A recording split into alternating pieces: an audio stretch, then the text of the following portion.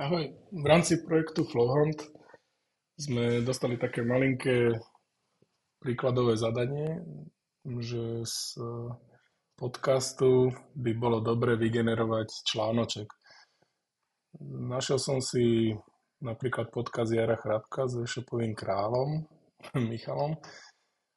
Stiahol som si podcast do MP3, rovnako som si napríklad zobral Talking Cars epizódu 447 a ako príklad som si tieto dva audio súbory nahral do Flowhuntu, do sekcie Knowledge Sources. A teraz vlastne budem vedieť nad týmito MP3-kami, ktoré sa mi zo zvuku skonvertovali na text, robiť napríklad chatbota.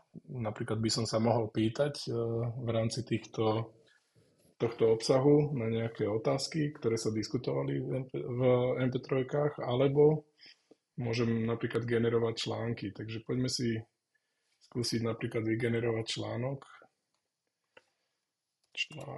z podcastu.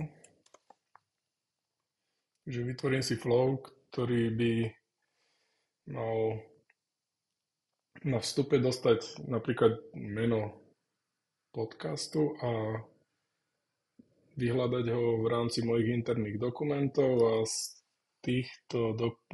tohto podcastu vygenerovať už finálny článok. Takže na vstupe budeme hľadať cez Document Retriever z interných dokumentov niečo, čo sa najviac podobá tomu textu, čo zadáme na vstupe. A vyhľadáme vždy len jeden prvý dokument, ktorý sa najviac hodí. A vyhľadáme si úplne všetky informácie, aspoň 30 000 tokenov. A troška si upravíme threshold hľadania a nepotrebujeme metadata. Dobre. Takže keď už máme dokument, tak vložíme si ho do promptu, ktorý napojíme na kontext promptu.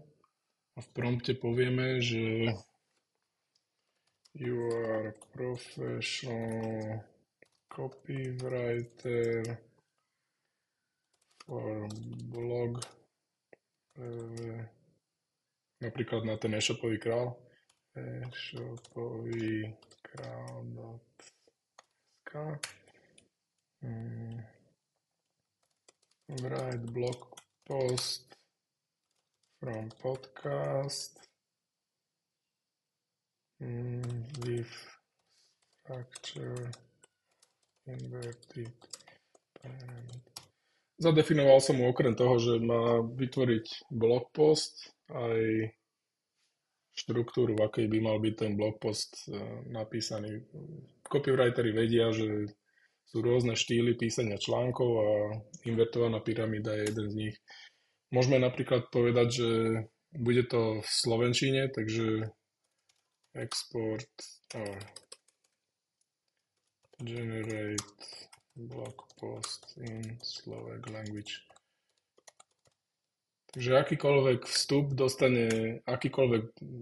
blog post dostane na vstupe tento prompt, tak aj tak sa bude snažiť generovať podcast v slovenčine. A teraz sme tu dali na premenu typu kontext, takže si tu dám premenu kontext a ukončím. Dobre, takže vytvorili sme si aj prompt, takže teraz tento prompt pošleme do generátoru a výsledok generátora pošleme na výstup, aby sme si to už pozreli, čo sa nám vygenerovalo. Dobre, keď si to pozrieme, tak je to naozaj len pár krabičiek, ktoré som pospájal lineárne. Nie sú tam žiadne zložitejšie podmienky.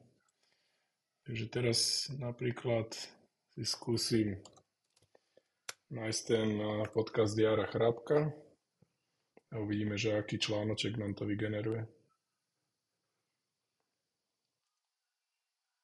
Sa mi to generuje z localhostu na mojom počítači, takže toto je príklad článku, ktorý je vygenerovaný na základe rozhovoru s Jarom. Predstavme si, že by som to isté chcel posielať na nejaký anglický blog, takže len si zmením v prompte typ jazyku. Ten jazyk sa dá ovplyvňovať rôznymi spôsobmi, takže opäť zadám nejaký identifikátor, podľa ktorého by sa podcast identifikoval, ktorý mám nahratý. Teraz by to malo začať generovať článok, ktorý je v angličtine. Takže jedno, v akom jazyku bol samotný podcast. Výsledný článok môže byť v rôznych jazykoch. Teraz mi to vlastne generovalo ako jednu správu. Môžem si to dať aj streamovať, keď chcete vidieť viac interaktívny výsledok, ale v zásade, ak tento flow budeme volať z nejakého externého systému cez API, tak je to jedno, akým spôsobom sa streamuje. Toto isté si môžem dať o tých autách, podcast do autách, ktorý som si nahral. To bola tá epizóda 447, bolo to o BMWčku nejakom, takže vidíte, že mi to vygenerovalo pekný článok, ktorý je o danom podcaste. Ak by som si tento článok chcel napríklad tej slovenčine, tak opäť v prompte len zmením jazyk, v akom by som to chcel. Takže si to uložím. A uvidíme, že čo nám to k danému podcastu vygeneruje.